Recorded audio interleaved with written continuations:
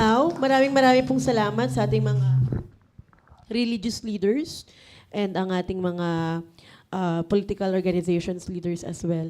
Now, at this point, we're opening the floor for the Q&A. So now, may I ask our media partners, friends, so just let us know if you have questions. Just state your name and your the media group or the media group that you're representing po. Anyone? All right. Sige. Kayo po muna and then the... Good morning, gentlemen. I am Rod Cornejo from the Asian Institute of Journalism and Communication, and also with the Philippine National Prayer Breakfast Movement, and also formerly with GMA7.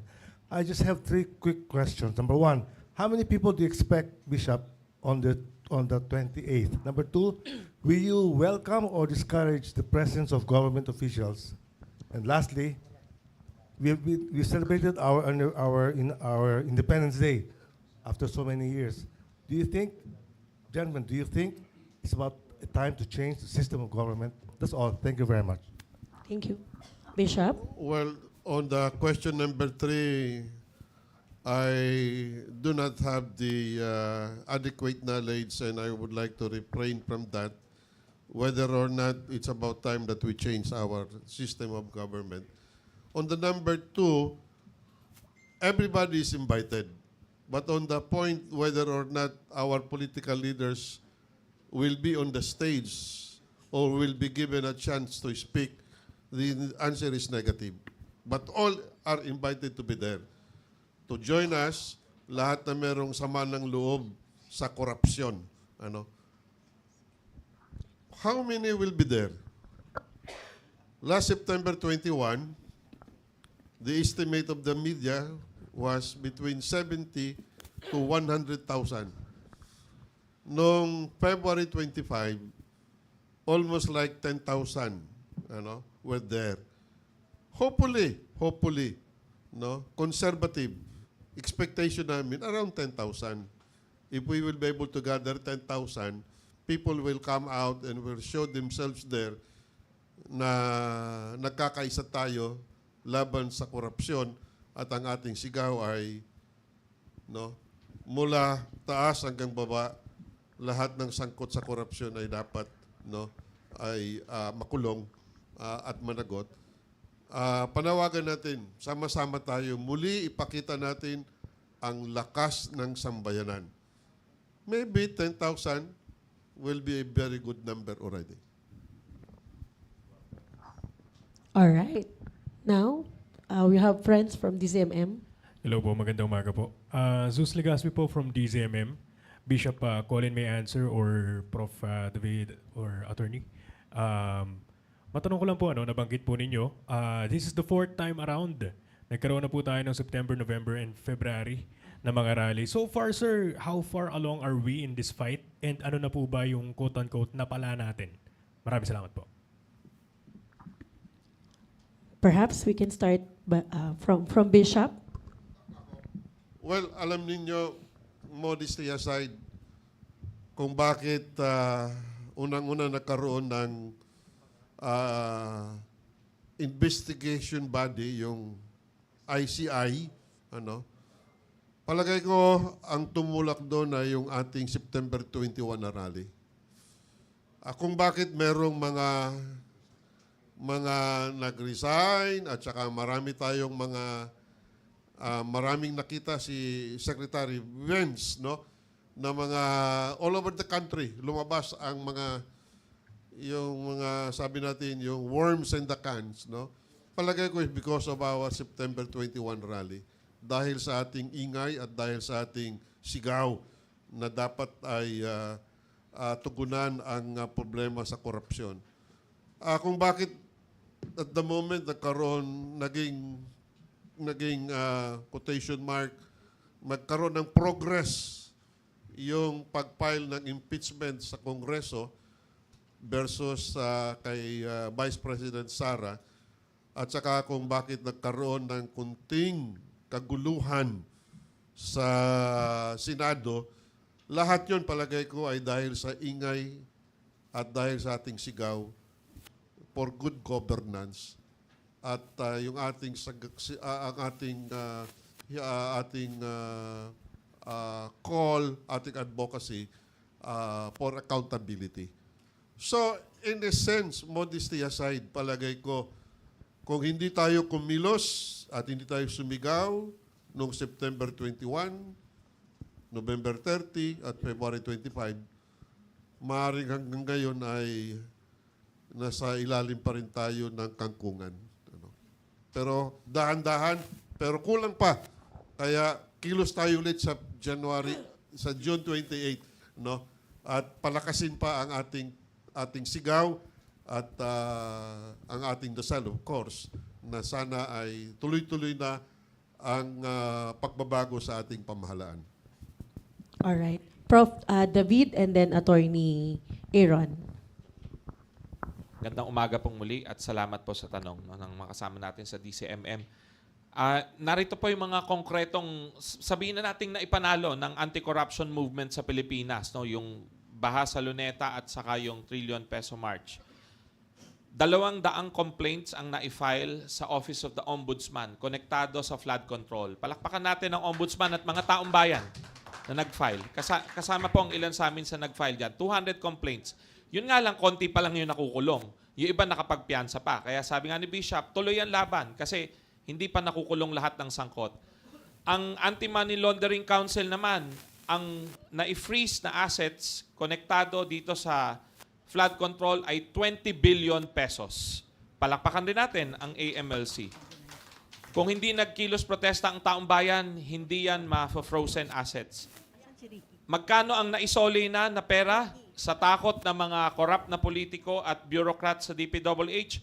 248 million pesos. Palakpakan na rin natin yung nagsoli. Magagamit na rin niyang pandagdag sa pagtataas ng sweldo ng public school teachers, pampatayo ng mga public schools, pampatayo ng public hospitals, transportasyon na pangmasa, etc. Pero kulang pa kasi bilyon-bilyon nga yung ninakaw. Baka nga 1 trillion pesos po, ano, or 2 trillion pesos yung nanakaw. So malaki pa yung kailangan nating mabawi. Kaya muli sa June 28, magsasama-sama tayo para ipangalampag yan. At huli na lang po, sa tingin ko, maituturing na rin nating munting tagumpay na for the first time in history, malapit na tayo magkaroon ng anti-dynasty law. Yun nga lang, alam nating kulang o mahina yung anti-dynasty law na ipapasa o ilulusot ng Marcos. Sagad na bersyon ng ipapasa, ano ba yung sagad na bersyon? Isa lang kada pamilya. Di ba maliwanag yun eh. Yun ang anti-dynasty law na totoo. Eh yung ginawa nila, 5 kada pamilya pwede, iba-ibang level mula barangay hanggang national. So niloloko nila tayo. Pero at least, again, i-claim na rin nating tagumpay yun kasi for the first time in history, in our history, after EDSA 1, no, 1986 tayo nagkaroon ng bagong constitution, 1987 na approve, meron tayong tsansa na magkaroon ng anti-dynasty law. So kung ano man yung makalusot dyan, mangangalampag tayo para maisagad pa yung bersyon na yan. At lagpas pa dyan, ulitin natin, lahat ng sangkot dapat managot. Dapat managot. Okay. Idagdag ko lang din dun sa mga binanggit ni Prof. David, no? Ang isang matingkad na pwede natin i-claim na panalo, mismo ang presidente nalagay sa defensive. Mismo siya ang nagbigay ng PowerPoint presentation ng flood control. Naalala natin yun. At tinayo yung Independent Commission for Infrastructure. At dahil dyan, ang isa pang matingkad na panalo natin, survival mode ngayon, yung mga kurakot, umaabot na sa punto, naglalaglagan sila sa isa't isa. At dito natin makikita yung tagumpay ng ating mga protesta. Yung laganap na protestang itinaos natin, lalo na sa mga flooded areas across the Philippines. Imagine, ilalaglag mo ang pinsan mo, yung Speaker of the House. May ikukulong ka na mga kaalyado. Yan ang inaabot. Pero kulang at kapos pa. Ayaw natin na mga cosmetic facelift, no, na ginagawa nila. Gusto natin tunay na pagpapanagot, tunay na pananagutan. And the buck stops at Malacanang. At hindi tayo titigil hanggat ang Malacanang mismo, mga nakaupo dyan, ay napapanagot. Yan yung kailangan natin alalahanin. No? At itong ginagawa natin pagkilos ngayon ay pagpapaalala sa taong bayan ng ating laban na hindi pa tapos.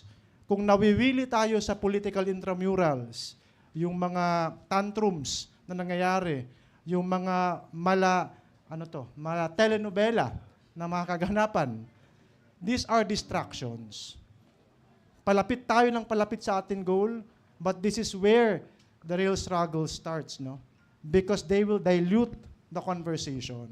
They will do anything to distract us from our real target. At ang target natin, papanagot lahat.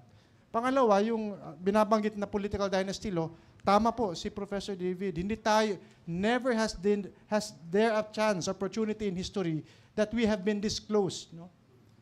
At nalalagay sa defensive yung gobyerno. Bakit binigyan tayo ng ganyang klaseng bill, ng yung approved version, House Bill 8389, na institutionalizes dynasties, no? Kasi kailangan nilang ipakita na may ginagawa sila. And we need to keep on pushing back. Kasi hindi ito ang gusto natin. Nananalo po tayo. One step at a time. Now it is time to make the leap. And this is the biggest leap that we have so far. Itong pagsasama-sama natin across all spectrums, across all religious denominations, across all faith. Kaya nayayanig ang institution. Nanginginig na sila. We need to keep pushing harder. Maraming salamat. Ngayon po, para sa mga... Sige po.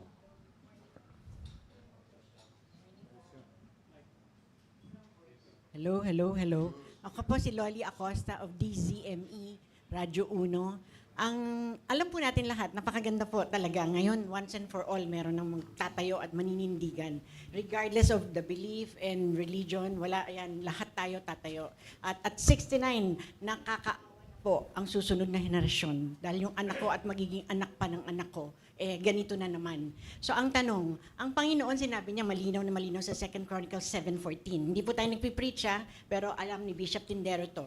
If my people who are called by my name will humble themselves and pray and seek my face and turn from their wicked ways, then I will hear their land. Ito po, sabi ng Panginoon, heal the land. Kung tayo-tayo lang po talaga, kulang. Ang tanong ko po, eto na po ang pagkakataon, pwede po ba talagang seek God's first? Kasi His ways are higher than our ways. His thoughts are higher than our thoughts. So kung tayo-tayo yung isip natin, kulang. Because siya ang nakakaalam even before we ask. Alam niya na eh. Nandito si Sir Cornejo, alam niya na eh kung anong mangyayari. Alam na po natin lahat yan. Alam na ng Panginoon.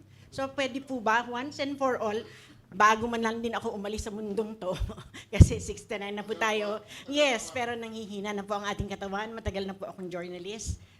Eto na, nanginginig na nga po ako. Pero ang sarap marinig sa inyo. Iba't ibang, sabi nga nandyan po kayo lahat. If my people will seek, siguro po kulang tayo sa seeking. Hindi lang tayo, hindi lang ako. Ang lalo na itong lideratong mga nakaupo at mga kontra sa kanila. Kasi ang Panginoon lang ang pwede. Apart from God, we cannot do anything. So how do you intend to do this? Thank you. Maraming salamat. Ako 69 years old din. Ayan, magkapareho po tayo. At sabi ko nga hindi ko lang dapat isipin yung aking sariling henerasyon. Kundi ano ang mangyayari, ipamamana natin sa ating mga anak, mga apo at kaapo-apuhan. Kaya tama ka. Kaya nga mga religious leaders, inumpisa natin. Sabi, itong aming panawagang ito is a result ng ating pananalangin at ng ating collective discernment kung ano ang gustong ipagawa ng Panginoon. Kaya bagaman kami nananawagan ng malakihang pagsasama-sama sa June 28, una na namin pinalabas yung panawagang manalangin at mag-ayuno. Kaya nandun na yung ating panawagan sa lahat ng mga iglesia, sa lahat ng mga komunidad, magkaroon ng pananalangin. At ngayon po, sa lahat ng mga nakakapanood sa atin, ganun po. Bagaman merong panawagan sa June 28, ngayon po ang panawagan ay patuloy tayong manalangin. Yung hindi makasama sa June 28, kung saan man tayo nandun, mananalangin tayo. At ganun din po, hindi lamang kasi dito sa Manila natin gagawin ito. Dahil yung mga nandun sa mga ibang kanayunan, mga probinsya, ay amin din pong tinatawagan sa pangunguna ng mga iba-ibang mga pastor, mga imam, mga obispo, mga pare, ay sila na mismo ang magsama-sama kasama ng mga civil society na sa kanilang mga grupo magkaroon, kanilang mga nayon, kanilang mga siyudad, magkaroon ng sama-samang pananalangin, paglapit sa Diyos, sapagkat ang nakataya dito, hindi yung kasalukuyan lamang. Ang kinabukasan natin, ang nakataya dito. Kaya magsama-sama tayo. Tama, unahin natin ang Diyos, sapagkat hiwalay sa Diyos, wala tayong magagawa. At ang Diyos, ang siyang naghahari. Sinasabi sa banal na kasulatan na even the king's heart is in the hand of the Lord and He can direct it like a water course wherever He wishes. Kaya tama yun. Babalikan natin 2 Chronicles 7:14. If my people who are called by my name shall humble themselves and pray and turn from their wicked ways or seek the face of God, then I will hear from heaven. Yung pong isang panawagan natin dun sa Matthew 6:10. Thy kingdom come, thy will be done on earth as it is in heaven. Alam niyo po, ang Diyos ay hindi natutulog at ang ating Diyos ay galit sa katiwalian, galit sa pagnanakaw, at nandoon nadadama niya ang damdamin at hinaing ng ating mga kababayan, lalo higit ang mga mahirap. Kaya tayo po ay unang-una nananalangin, kasama sa ating pananalangin, ang ating pagkilos, nang sa ganun ipahayag natin ang ating mga damdamin at ang ating hinaing. So, una sa Diyos at ganun din sa ating mga nangunguna sa ating bayan.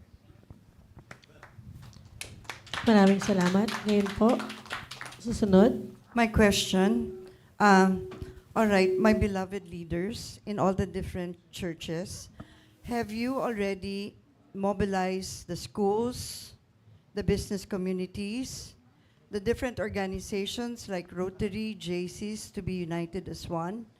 Kung ang Iglesia ni Cristo ho kaya ng ilan araw and you saw millions, how come we can only bring 10,000? Why can't we say millions and commit to that? During the time in 2000, the time of President Pinoy, after Tacloban, after the devastation there, the prophets told the president himself, you must call for a day of prayer. And Malacanang actually did that. Your leaders, all these beloved leaders were well represented in Malacanang. The praise and worship was done other by Ryan Cayabyab. And in the presidency of President Aquino, there was peace. There was no corruption. Why can't we not do this again? June 28 is a very good opportunity to call for a day of repentance, a day of unity. Yes, I am agreeing with you. There are no political parties, no political ambitions or motivations, but we as a people, one heart, one mind, as a people, as a nation, repenting before God for our lack of concern, our indifference, our disunity. Now we unite, but as a people and as a nation, bringing God with us to solve our problems. Ang hindi kaya ho ng tao, kaya ng Panginoon. I've overturned a Supreme Court decision, but by God, by a lot of prayers and intercession, we had won it when it was very impossible. Much more for our nation. Salamat po. Tama po yun. Bagaman meron kaming yung sinabi ni Bishop Colin na number, kaya tayo nananawagan ngayon. Dahil ang nakataya dito, hindi lamang para sa amin, kundi nakataya. At ang ating mga kababayan ngayon, natuto na ng umasa na lang sa ayuda. Yung ayuda natin, ninanakaw din yung malaking portion ng ayudang yan eh. Di ba? Pinangako, may tatanggapin na 5,000 yung mga pamilya. Ang dumating ay, tinanong ko yung iba, ang tinanggap nila 2,000 lang. Saan napunta yung 3,000? O kaya naman, ibig sabihin, meron ho tayong problema. Una nga, lumapit tayo sa Diyos. Kung hindi kayo, at naniniwala tayo, the power of prayer, because when we pray, we turn the heart of God and the hand of God. Kaya naniniwala po tayo na ngayon, panawagan natin. Kaya nga natin ginawang linggo. Kasi yung iba na manggagawa, hindi makasama sa mga malakihang gawain nga doon dahil Pag hindi sila nagtrabaho, wala silang kakainin. Pero kung linggo, yun ang araw ng pamamahinga, pagkatapos ng manambahan sa umaga, sama-sama na tayo doon sa hapon para tayo ay magkaroon ng pananalangin doon at ganoon din pagkilos para ipadama at ipakilala na hindi pa tapos. Hindi pa tapos. May nahuli na, may nakulong na. Pero ilan lamang yun. Kinakailangang ipagpatuloy ang ating panawagan na lalo pong lahat ng sangkot, lahat ng tiwali ay dapat managot. Kaya po, sama-sama po tayong mananalangin sa Diyos at sasama tayong magkikilos para ipahayag ang ating pong damdamin, ang ating hinaing, ang ating pangitain sa magandang kinabukasan. Ayan. May dagdag po, Sir Lito Pardo from BCBP.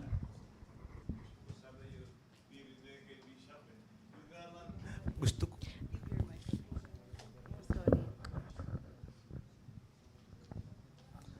May binanggit po si Imam kanina at napakaganda yung tinawag, yung sinabi niyo EDSA 1.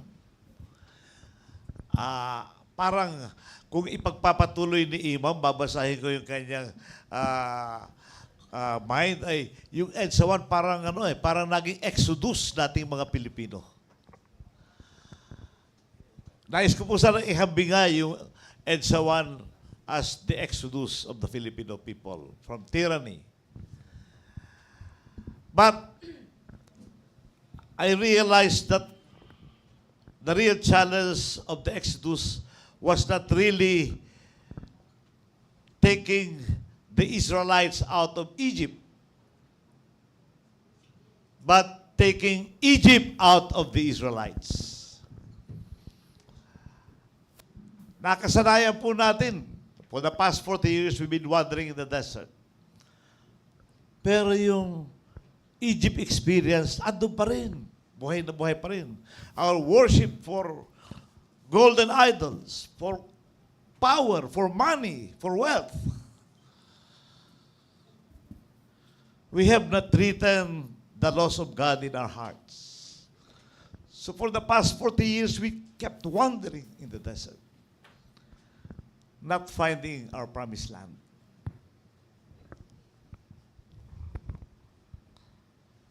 The bigger task of nation building and transformation should be based on moral principles, ethical values, as well as strengthening democratic institutions. They are the more formidable task of our exodus. God laws should always be written in our hearts. After 40 years of wandering in the desert, our promised land is not yet on sight. I believe we need to take a hard look at ourselves as a people, as a nation. We put away our mask and embrace the twin virtue of humility and trust. Pagtitiwala. Pakumbabang loob at pagtitiwala sa kapwa. Making us vulnerable. This will make us vulnerable. Yes. But such vulnerability will allow us to transcend the limitations of our individual ambitions and agenda, and will enable us to dream and achieve together as a nation a much bigger and loftier goal, larger than ourselves. This should be our promised land. Thank you. All right. Now, for the last question, we have our final question po. Thank you. Okay. Magandang umaga. Ako po si Dini Ocampo ng Civil Society. No? So, thank you very much for the forum today kasi dito naintindihan ko very clearly that our indignation against corruption right now is towards national government. Very clearly towards national government. At may mga impactful outcomes na rin naman tayong na-achieve, no? Mula nung mga first three protests that you have organized. At sabi niyo po nga, Bishop Bagaforo, kulang pa rin. Pero kulang pa rin at kapos pa rin. So ang tanong ko po, may collective agenda din ba ang Inter-Religious Leaders Council, ang Tama Na, ang Artikulo 11, ang Sanlakas, ang BCBP, at iba pang mga networks kung saan kasama po kayo at sasama na rin po kami para palakasin ang Kilos Bayan sa local level. Kasi sa local level po, nandun po yung mga tao. At sa local level, mas malapit sa buhay ng mga tao. Kung tayong lahat ay titingala lang at titingin lang sa national government, talaga pong kulang ang magiging action natin. So napag-usapan po ba yun ng coalitions na kasama sa council na to, kung meron po bang collective action agenda at the local level? At kung meron po, pwede pong malaman at pwede rin po kayang i-cascade yon at i-mention yon sa June 28 para mas clear sa mga participants, sa audience, sa general Filipino public, that the work does not stop at looking at national government only. Actually, the more effective work is at the local level. Sa aming mga civil society groups, meron kaming tinatawag na ngayon na slogan na Lakas Lokal. Because we believe that people have to be empowered at the local level. The fight against corruption should happen even more adamantly at the local level. Thank you po. Thank you very much. Katunayan, medyo naunahan mo lang ako. Meron akong last statement dito, 3 panawagan. At yung pangalawang panawagan ko ay simultaneous nationwide sabayan tayo sa June 28 ng ating mga koalisyon, ng ating mga contacts, ng ating mga partners in the different parts of the country. Pangalawa ay, for your information, meron tayong, sa simbahang Katoliko, meron tayong network na tinatawag na Social Action Ministry. Merong isang commission dyan na yung Episcopal Commission on Social Action, Justice and Peace, o di kaya sa pangalan na Caritas Philippines, na dati ako ang presidente.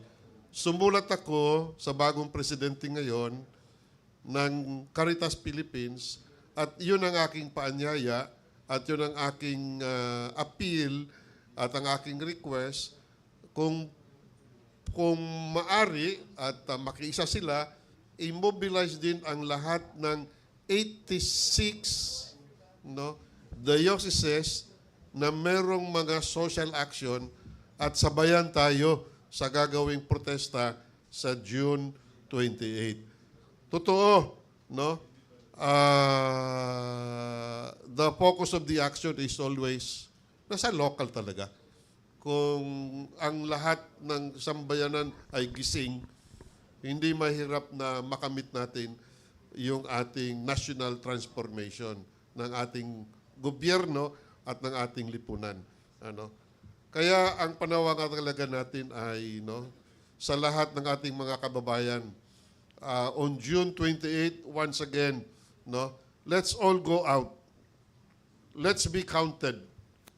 And let's make a difference. Lulun na tayo sa problema, sabi nga ng iba. Napakabigat na ng ating pasanin. At panahon na magkaroon tayo ng pagbabago. At ang boses natin ay dapat marinig muli. At ang boses natin ang dapat maghari. At ang ating mga public servants, true as public servants, they should become our servants. And their interest should be to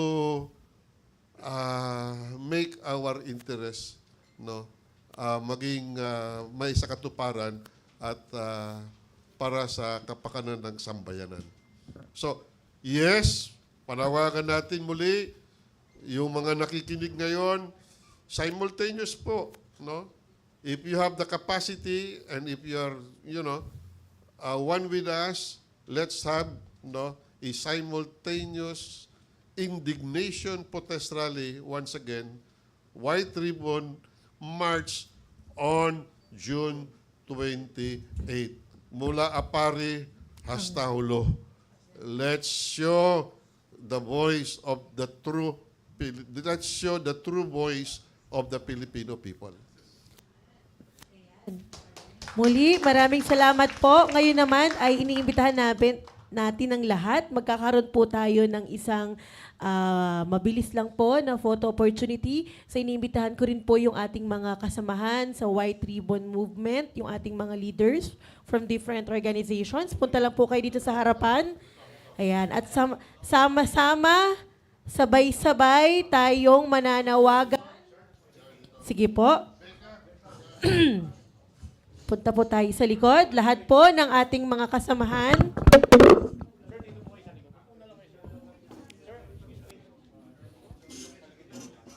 Ayan, sige po. Sa gitna lang po. Mananawagan po tayo sabay-sabay. Sige po. Let's do the chant. Lahat ng sangkot. Itaas po natin ang ating mga kamao. Lahat ng sangkot. Dapat managot. Isa pa po. Lahat ng sangkot.